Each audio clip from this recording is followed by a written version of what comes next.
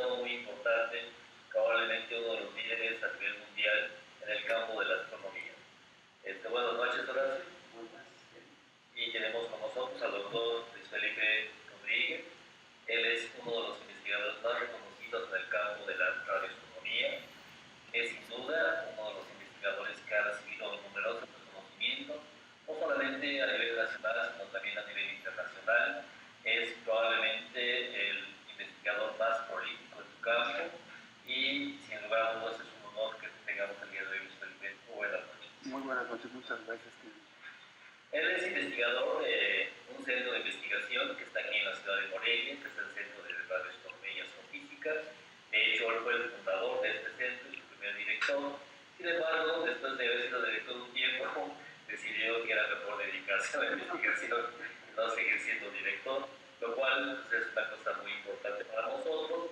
Y el día de hoy vamos a platicar sobre qué es la radioastronomía, cuáles son los campos más importantes en esta área del conocimiento y una serie de anécdotas sobre la vida del doctor Luis Felipe Rodríguez en la astronomía. Muchas gracias, Ken. Pues el ser humano estudia el cielo desde épocas inmemoriales, pero esto lo ha hecho primero con la vista, o sea, captando la luz, lo que llamamos la luz, ¿verdad? Los colores del arco iris. Sin embargo, en el siglo XIX quedó claro que la luz era solo parte de un fenómeno más general que contiene otras especies, vamos a llamarles luces, pero que son invisibles, entre ellas las ondas de radio, pero que obedecen las mismas leyes físicas. Entonces, desde esa época la gente empezó a decir, bueno, las estrellas, las galaxias emiten luz, a lo mejor emiten ondas de radio. Y ya desde principios del siglo XX, científicos muy importantes como Edison trataron de detectar ondas de radio del Sol, pero no tuvieron éxito. No fue sino hasta los años 30 del siglo pasado en que un ingeniero que le pusieron a averiguar por qué había estática en las comunicaciones inalámbricas entre Europa y América, que se dio cuenta que de una región del cielo llegaba energía de radio. Ahora, estas ondas de radio son análogas a la luz y con ellas se puede modernamente hacer imágenes, hacer lo que llamamos espectroscopía, que es dividirla en los colores que la constituyen, y en general hacer todo lo que se hace con la luz se puede hacer con estas ondas de radio y entonces se creó la radioastronomía como una segunda rama de la astronomía, siendo la astronomía visible la primera, que tiene miles de años de existencia, y la radioastronomía pues apenas ni siquiera 100 años. Y una cosa muy interesante, Luis, es que probablemente le platiques al público en general cómo decidiste ser primero astrónomo y no dedicarte a la radioastronomía. Imagínate que tienes, no sé, 15, 18 años. Sí, no, ¿En qué estamos pensando? Sí. Bueno, es una pregunta muy interesante porque no era mi propósito. A mí siempre me gustó la ciencia, como muchos de nosotros, y en la Facultad de Ciencias de la UNAM, que también muchísimos estudiamos, al terminar yo no sabía en qué hacer mi tesis, y afortunadamente la doctora Silvia Torres, que ahora es presidenta de la Unión Astronómica Internacional, una persona muy importante, me invitó a hacer la tesis en astronomía óptica, que era la única que se hacía en México. O sea, estudiar los espectros de ciertos cuerpos, decir qué composición química tienen, y me gustó mucho. En esa época no había programas de doctorado, entonces me sugirieron que iría yo a varios lugares en Estados Unidos, y afortunadamente me aceptaron en la Universidad de Harvard, que es un lugar muy bueno. Y entonces fui, yo con la idea de seguir trabajando en la astronomía óptica o visible, que era la que en México había muchos practicantes, pero cuando llegué y oí las primeras prácticas de estas nuevas astronomías que podían ver cosas, detectar cosas que no se ven en el visible, eso me pareció fascinante, ¿no? Y me fui yendo por la radioastronomía, tomé varios cursos, hice mi tesis en radioastronomía, y entonces me parecía algo formidable, como digamos el descubrimiento de los rayos X que te permiten ver cosas que la luz no te permite ver. Entonces ya hice mi tesis de doctorado en radioastronomía, estudiando el centro de nuestra Vía Láctea, que no se puede ver en el visible, está todo oscurecido por nubes y cosas que hay ahí. Y entonces finalmente pues regresé a México y continué trabajando. En México no había en ese momento ningún radiotelescopio, pero afortunadamente en la astronomía hay mucha generosidad prestan a uno tiempo, ¿no? Si ahí tiene una buena idea, una buena propuesta. Y así comencé a trabajar desde México en radioastronomía usando radiotelescopios, sobre todo de Estados Unidos. Puede ser una pregunta un poco extraña. Extraña en el exactamente sí es, pero no extraña desafortunadamente para una parte del público. Y es que últimamente dominan como la visión utilitaria de la ciencia. Solo, para mucha gente solo tiene sentido aquello que va a dar producto inmediato y que nos va a salvar del problema. Entonces, en ese sentido, ¿cuál es el valor de estudiar los astros?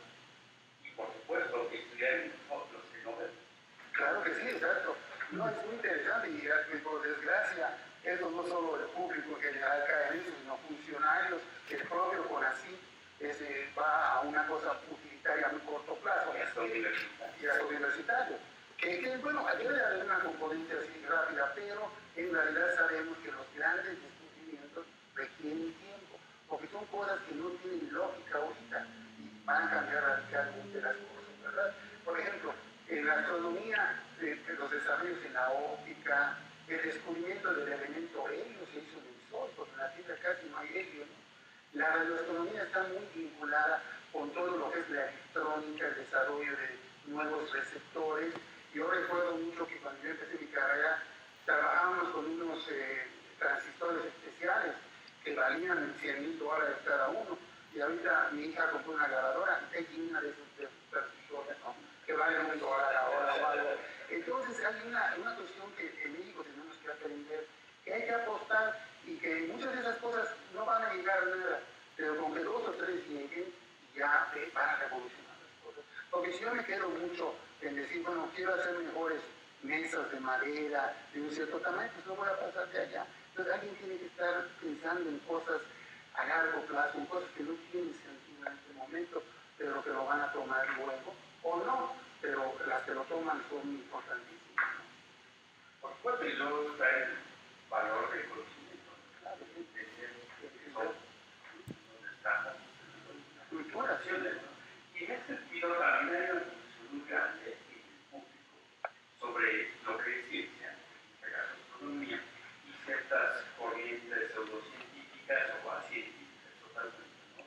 La Astrología, por ejemplo. Bueno, hay que decir que en una época los astrónomos, digamos hace siglos, 5 siglos o algo, hacíamos astrología también. ¿No? Y además le hacíamos astrología a los reyes, que era muy peligroso, ¿no? Porque si nos equivocaban, nos daban un cuello, ¿no? Como digo, algún personaje. Entonces, y fue alrededor de la época de Galileo. Galileo todavía hace horóscopos para sus hijos y eso, que se separan y bueno, se dan cuenta que lo de la astrología es algo que no evoluciona, que no cambia. Inclusive siguen usando conceptos que están incorrectos, porque ya en el cielo hubo cambios, ¿no? Y sale la astronomía como una cosa de método científico que pues, está evolucionando, va cambiando, se da cuenta que está mal. La astrología no, es una cosa que continúa así, pues, sin cambiar desde aquellas épocas.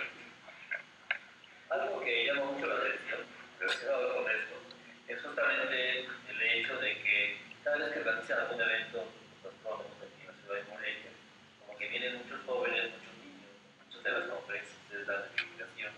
Incluso yo he escuchado que hay conferencias que es como las películas, ¿no? Aquí está la primera función y el conferencista se queda para una segunda conferencia porque es tanta la gente que quiere escuchar. A mí me parece que una de las labores importantes de los científicos es justamente esto de la divulgación de lo que uno hace. Y bueno, Luis Felipe Rodríguez es justamente uno de los divulgadores también muy importantes de su campo, lo mismo Horacio le encanta eso. Claro, sí. ¿Cómo ves tú esto, Luis Felipe, esto de la divulgación de la ciencia y para que el público en general tenga más conocimiento? Sumamente importante, sobre todo en un país como el nuestro, en el que realmente muchísima gente no tiene ni los conceptos más básicos científicos. Y ahorita en el siglo XXI, una persona que pretende ser moderna tiene que tener una serie de conocimientos. Cuando tú platicabas la importancia del DNA, ¿no? Eso lo tiene que entender la gente, que aunque sea vagamente, ¿no? Y que el universo es muy grande, que se está expandiendo. En fin, muchísimos conocimientos que es importante, entonces, darle a conocer a la gente.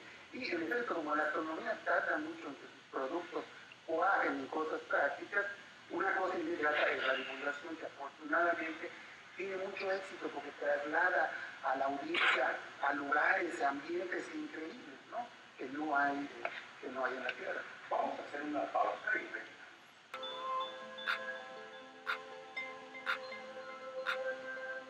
Regresamos a esta conversación de ciencia a la ciencia. Estamos hablando de radioastronomía. Probablemente la ciencia inició, bueno, la astronomía, la ciencia como ya un proceso organizado y tal vez el científico, o sea, Galileo, un científico que utiliza ya un método que podemos llamar el método científico. Pero por supuesto que esa gran aportación de la astronomía no es la única, hay gran cantidad de aportaciones que ha hecho al conocimiento, a las aplicaciones, digamos, de la vida cotidiana, pero hay muchos elementos que quizás como público se nos escapan, como no especialistas. ¿Cuál puede considerar el mayor aporte, además de la creación de nuestro científico? Bueno, yo creo que en particular la radioastronomía tuvo un papel muy importante en abrir, en convencer a los astrónomos clásicos de que había otras maneras de investigar el universo. La verdad es que en los años, digamos, 30 y 40, había mucha astronomía óptica muy importante, había hecho ya grandes aportaciones, por ejemplo, que el universo está en expansión, que lo hizo Edwin Hubble, un estadounidense, pero cuando el pionero de la radioastronomía, que se llamó Karl Jansky, vino con sus resultados, nadie le hizo caso, porque no entendían, ellos estaban acostumbrados a hablar de telescopios, placas fotográficas, y este hombre hablaba de tubos, y hablaba de resistencias y de electrónica, y entonces hubo mucha observación. Sin embargo, conforme fue teniendo descubrimientos y éxitos la radioastronomía, la gente se dio cuenta que valía la pena hacer no solo óptico y radioastronomía, sino todas las ventanas del espectro, los rayos gamma, la radiación ultravioleta, los distintos astros que hay en el cielo emiten distintas radiaciones, ¿no? Se ven mejor o nada más se ven con ciertas técnicas. La radioastronomía, digamos, sus dos aportaciones así puntuales muy grandes han sido el descubrimiento de los pulsares, que ha recibido a través del tiempo 2 premios Nobel de Física, y el descubrimiento de la llamada radiación cósmica de fondo, que es una radiación que viene de cuando se formó el universo, que también ha recibido el estudio de el descubrimiento y luego estudio, ha recibido 2 premios Nobel de Física. Digamos, esos serían los ejemplos puntuales, ¿no? De cosas que simplemente no conoceríamos si no existiera la radioastronomía. Están ahí, pero no las podemos ver ni con el mejor de los telescopios tradicionales. Cuando uno mira por primera vez a través de un instrumento de estos, creo que nos cambia la vida.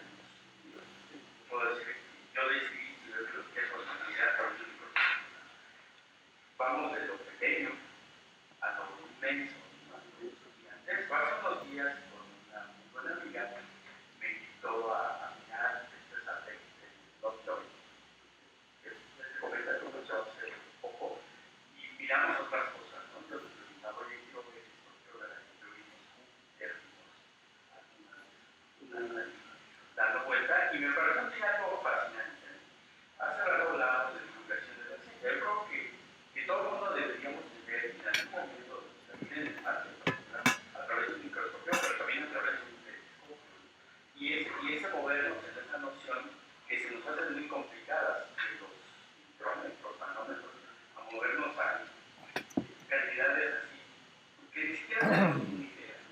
Vemos en el cine cómo viajan los personajes de un planeta a otro. Así, en unos minutos ya están en otro planeta. Pero en realidad porque no podemos conseguir esas distancias impresionantes. Decías hace rato, radiación que viene del origen del universo hace ¿cuánto? 16 millones de años. Imagínate, estamos en capacidad de ver eso, de mirar eso, o de ver personalmente.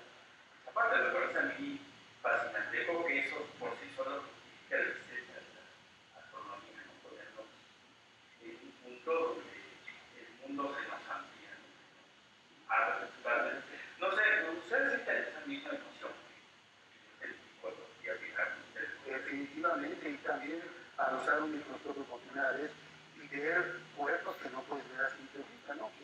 Que es el uso científico del microscopio, que luego tiene tanta repercusión en la salud, porque la gente pues no sabía que existían esos organismos minúsculos.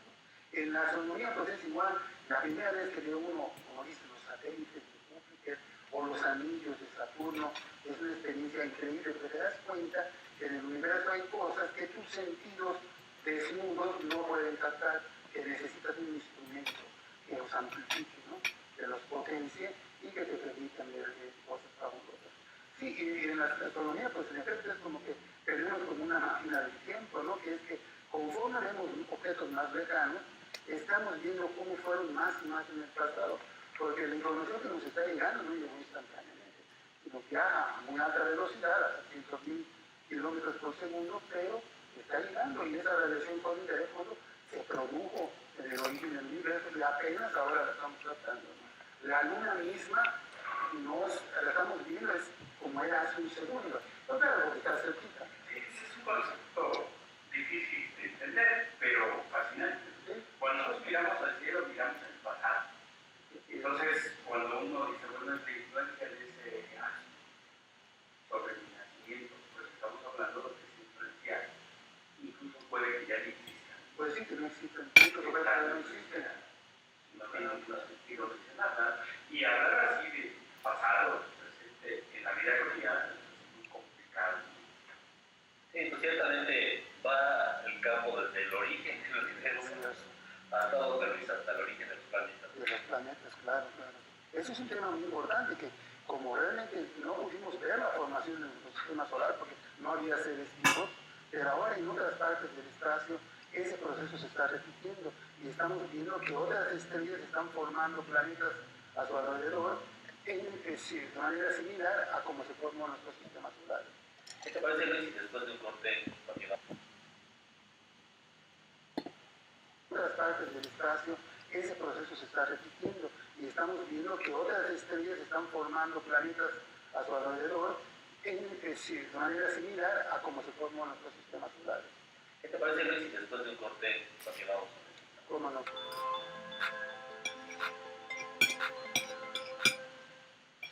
Estamos en Ciencia a las 10 con el doctor Luis Felipe Rodríguez, uno de los astrónomos más reconocidos a nivel mundial, y hemos estado hablando desde el origen del universo hasta el origen de nuestros planetas.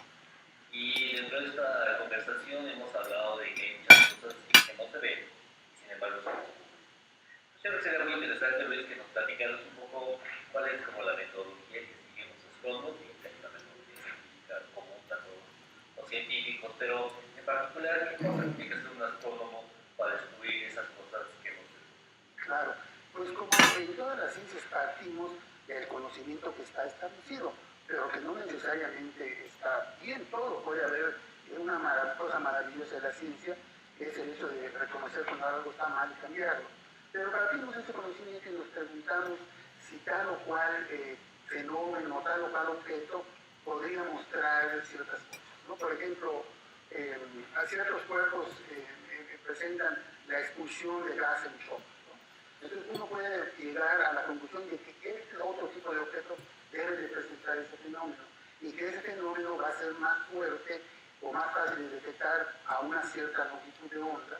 Entonces uno prepara una propuesta y solicita tiempo, pero eso tarda un montón de tiempo porque pasa por comités, puede ser rechazada, puede ser aceptada, porque sí el que es astrónomo observador como yo necesita hacer la observación, como el biólogo que es experimental necesita hacer el experimento, no lo puede hacer en su cabeza.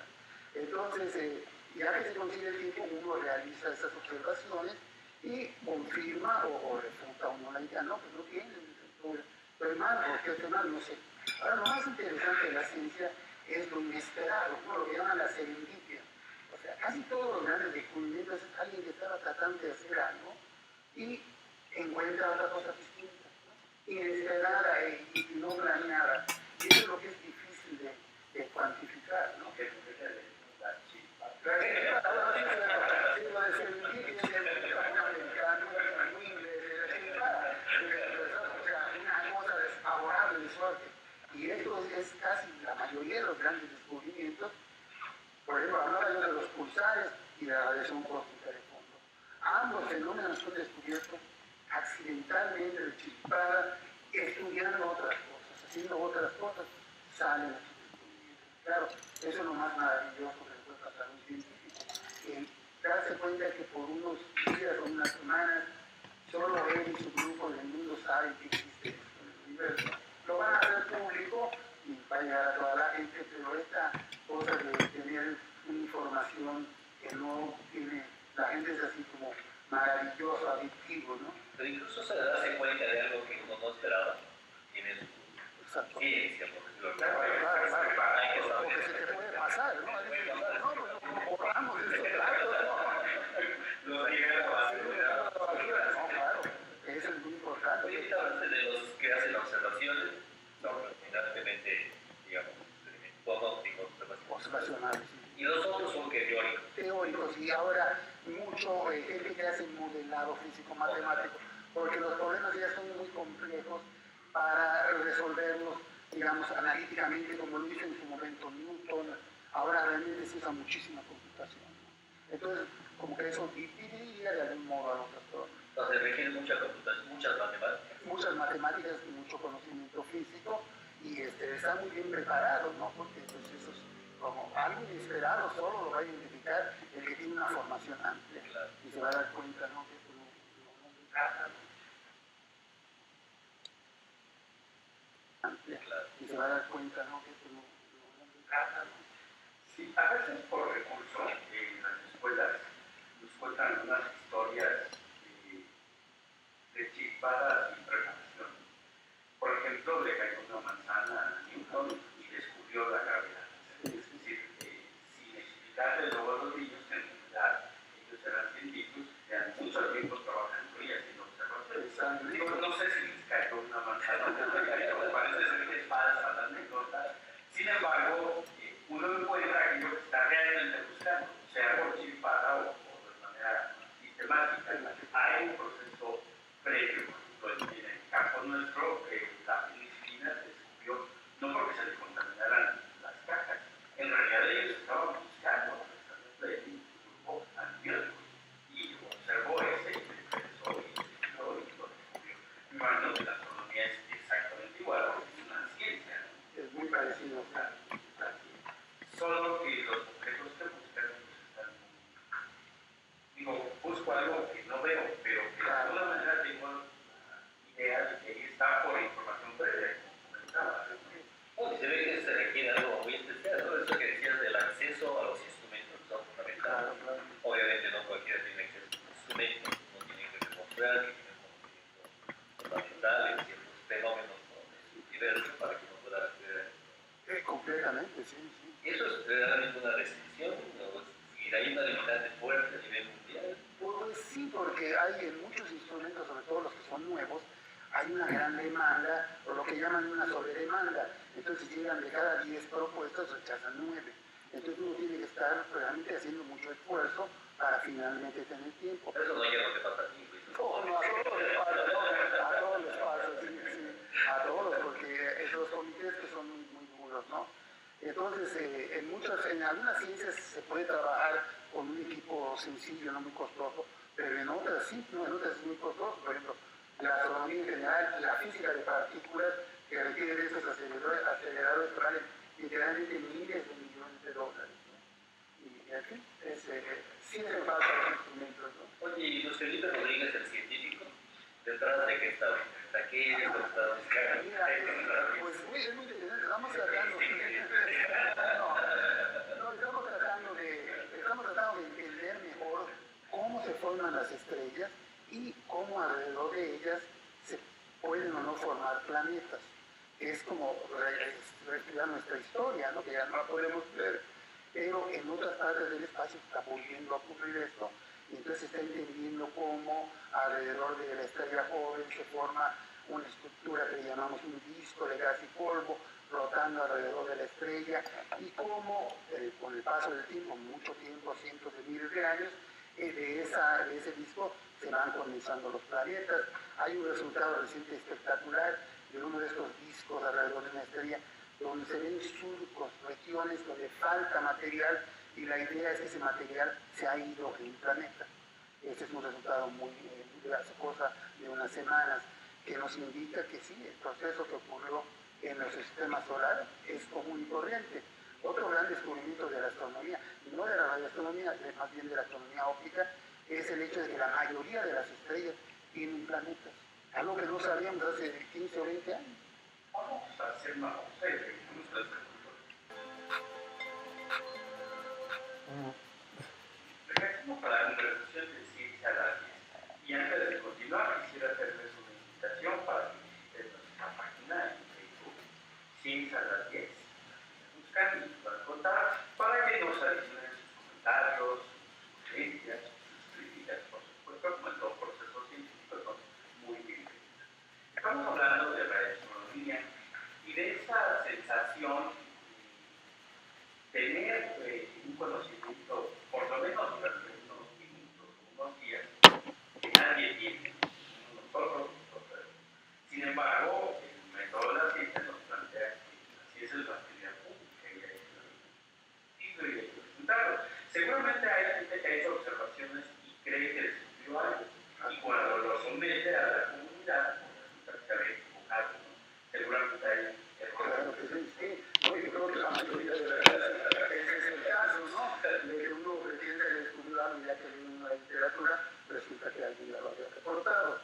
Pero digamos que la emoción es igual, ¿no? Pero claro, luego hay un vecino que te dice, no era cierto, ¿no? Pero sí, realmente muchas veces ya está hecho el descubrimiento. Y por eso tiene uno que revisar la literatura, estar muy Una formado. anécdota, recuerdo en algún momento la ley de unos proyectos escucharon la radiación cuando ya había una regularidad, ¿no? Y ellos interpretaban que se trataba de una señal inteligente y después se llevaron una quemada de su vida, ¿no? Pero entonces Los pulsares que tienen son extremadamente precisos, son mucho más precisos que cualquier reloj.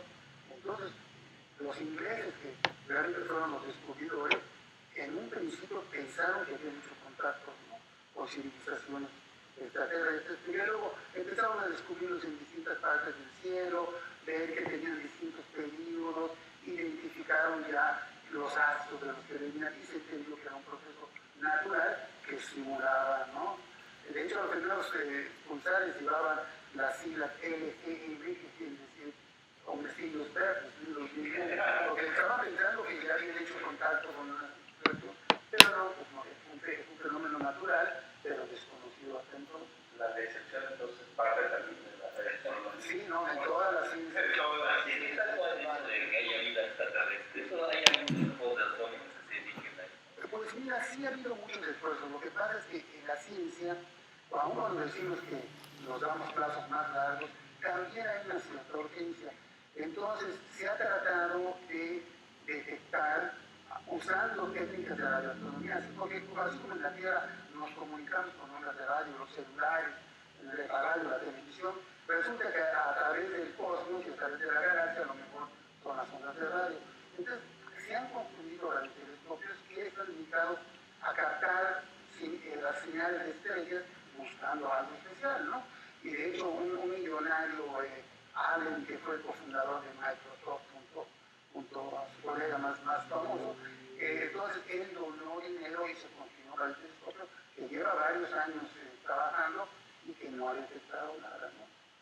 Ah, claro, ahora los que les gustan las teorías de conspiraciones que ya detectaron, pero no lo dicen, no, porque les están pasando información, pero bueno, todo parece indicar que no, y que no ha hecho esto, pero lo interesante es que por el otro lado está toda esta evidencia de que los planetas son comunes, es un fenómeno común, y hay tantas estrellas, nada más en nuestra galaxia hay 200.000 millones de estrellas, en algún lugar se ha de haber repetido lo de la vida, ¿no? El problema es que estamos muy lejos entre las estrellas.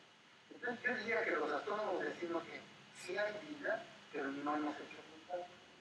Otras personas dicen, no, sí, que los ovnis y todo eso es evidencia. Pero el astrónomo diría que hay tantísimas estrellas que además ahora la evidencia de que tienen planetas, porque lo que en una estrella pues es muy difícil que tenga vida porque está muy caliente, se desbaratarían las moléculas. Y si no hay una estrella es demasiado frío el universo, pero la idea es que la vida se da en planetas calentados por una estrella. Y hay muchos de ellos. Sí, pero una cosa es aceptar la probabilidad de que exista vida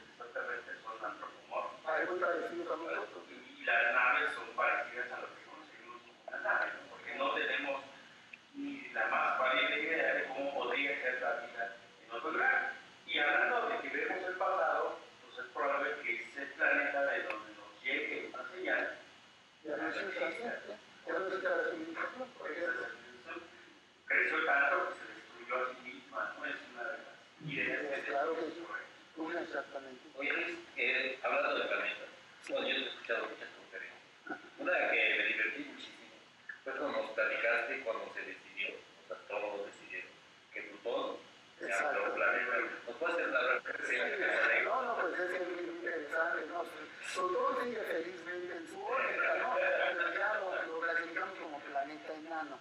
La razón de esto es que al estudiar en más detalle el sistema solar, Plutón se veía muy distinto a los otros planetas. ¿En qué sentido? En que es muy chico, es más chico que la Luna, en que su órbita, que tiene el superplano de la órbita, está muy distinto a los de los otros planetas, y finalmente se empezaron a descubrir en esa región de Plutón cuerpos parecidos e inclusive más grandes que Plutón. Entonces lo que se dijo fue vamos a recapacitar y se habló de planetas en dos tipos, terrestres, que son los primeros cuatro, Mercurio, Venus, la Tierra y Marte, que son planetas con superficie. Luego viene un cinturón de asteroides, donde están asteroides como Ceres y otros muy conocidos. Y luego vienen cuatro planetas gigantes, ¿no? Que son Júpiter, Saturno, Urano y Neptuno. Y se habla de que hay otro cinturón de asteroides, de los cuales Plutón es uno de ellos, ¿no? Eso fue muy interesante, se decidió democráticamente por una votación en la reunión de la Unión Astronómica Internacional en Praga, y los americanos estaban furiosos, los norteamericanos, los estadounidenses, porque el único planeta descubierto por un estadounidense era precisamente Plutón. Los otros pues ocurrieron hace mucho cuando no había ciencia en los Estados Unidos, lo descubrió un alemán y un francés. Entonces, pues sí, y se quitó, pero bueno, los niños se molestaron mucho porque para ellos en inglés Pluto es el planeta y es el perro de Walt Disney, ¿no? Entonces la gente tenía todo esto muy confuso, pero ya se aceptó, ¿no? Oye, Luis,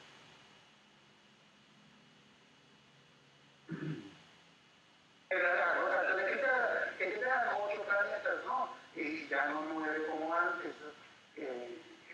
Plutón se descubrió a principios del siglo pasado por un estadounidense, Clayton Ball, que de hecho yo lo llegué a conocer porque pues, vivió hasta los años 80. ¿No?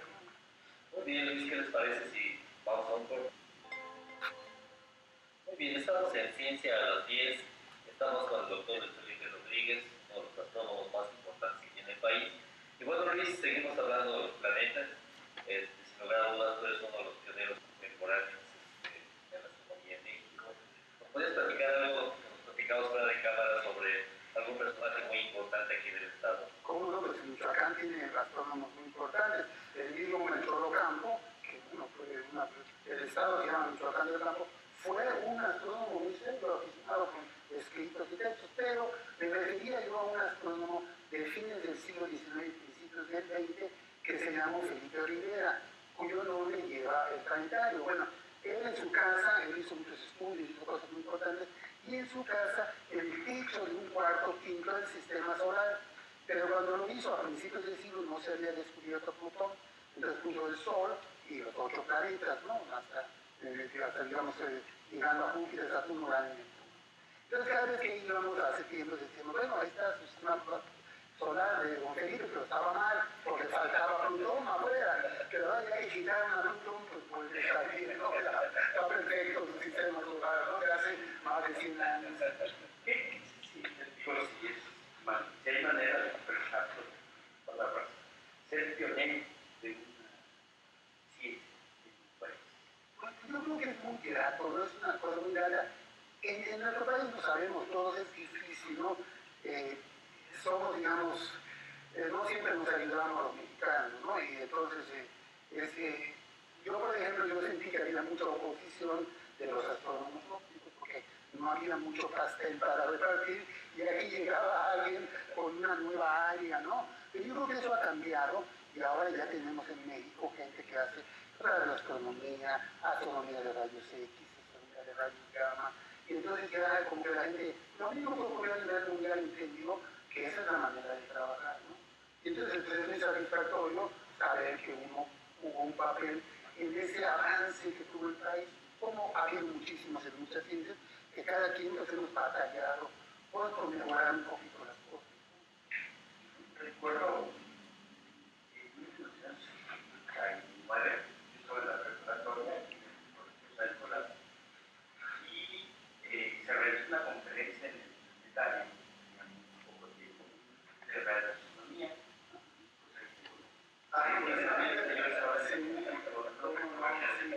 Se hablaba precisamente de los novedosos. Exacto, porque aquí la gente no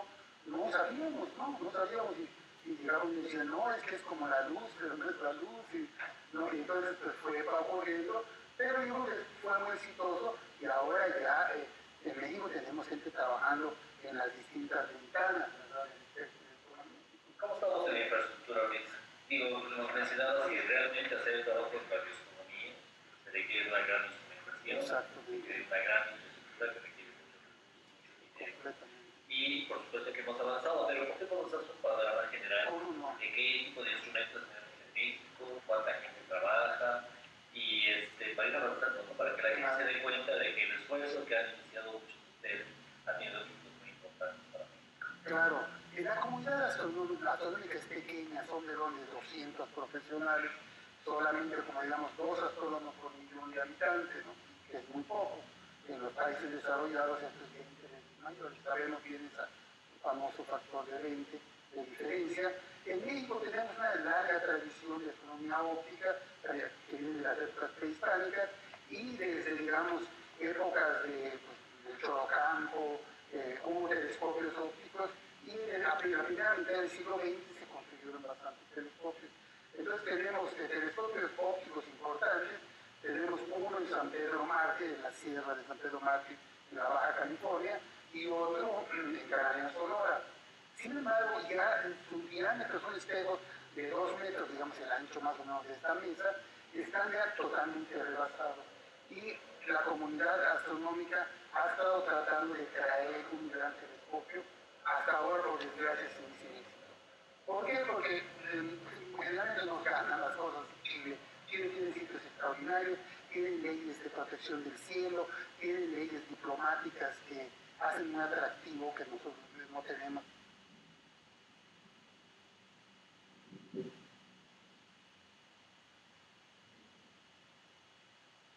Para hacer de 200 millones de dólares. Afortunadamente ha habido muchos retrasos, pero afortunadamente ya está trabajando, ya salieron algunos primeros artículos y este es un instrumento muy bonito. De hecho, si vas de México a Orizaba, ves el cerro y ves el telescopio porque es inmenso, ¿no? Finalmente, en el otro extremo del espectro electromagnético, en los rayos gamma, en el mismo Cerro de la Negra, se está terminando ya prácticamente un aparato que detecta rayos gamma, que son fotones de enorme energía, ¿no? Y que consiste interesantemente, son 300 tanques de agua, es impresionante visitarlo, 300 tanques de agua que captan rayos gamma. Entonces estamos bien, pero podríamos estar mucho mejor, como todos, ¿no? Claro, claro.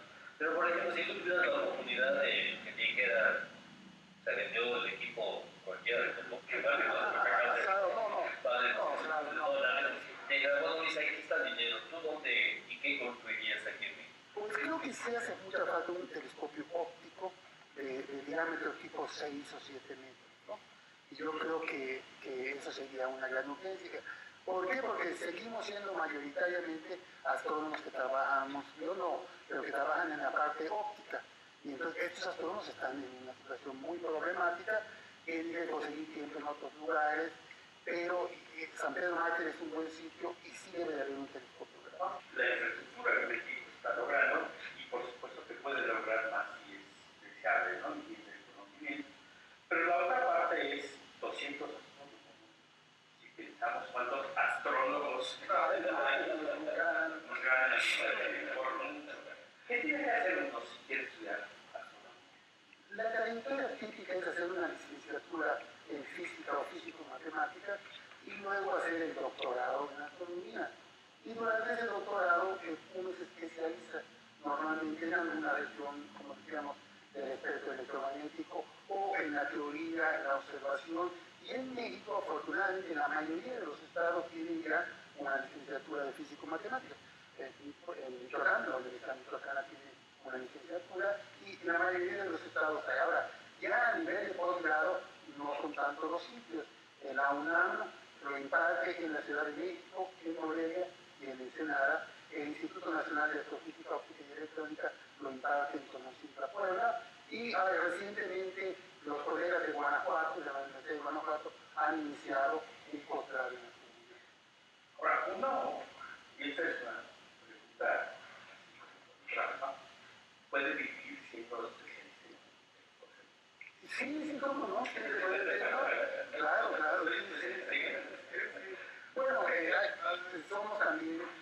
damos clases. De hecho, la UNAM es muy particular, porque en muchos lugares tu función principal es dar clases. Y ya tú ves cómo le haces para hacer investigación. La UNAM, por su tamaño, pues, permitió que además de las facultades hubiera institutos distintos, ¿no? Pero todos hacemos labor docente, todos hacemos labor de formación de gente, hacemos divulgación, y eso es mucho, justifica nuestra existencia. ¿Verdad? En efecto, se puede vivir de ser experto en Júpiter, o de ser experto en cierto tipo de hormigas, o cierto tipo de plantas, ¿no? Porque ese conocimiento puede ser muy valioso. Oye Luis, y después de lo que hemos platicado el día de hoy, da la impresión de que hay muchas preguntas abiertas en el campo de la astronomía, en particular de la radioastronomía. Como que, ¿hacia dónde quieren llegar los radioastrónomos, por ejemplo? Bueno, los radioastrónomos ahorita incluso estamos mucho metidos en este proceso de cómo se forman planetas en otras estrellas, entender si son similares a los de nuestro sistema solar, si son distintos. En la astronomía hay también muchísimo interés en entender por qué el universo no solamente se está expandiendo, sino que se está expandiendo aceleradamente, cada vez más rápido. No se sabe qué lo produce y se creó el término de energía oscura, ¿no? Ese es un enigma enorme de la física y de la astronomía. Estamos tratando también de ver si hay vida extraterrestre, pero ya de una manera más científica. Por ejemplo, ya que estos planetas están descubiertos, en el futuro se va a poder estudiar su atmósfera.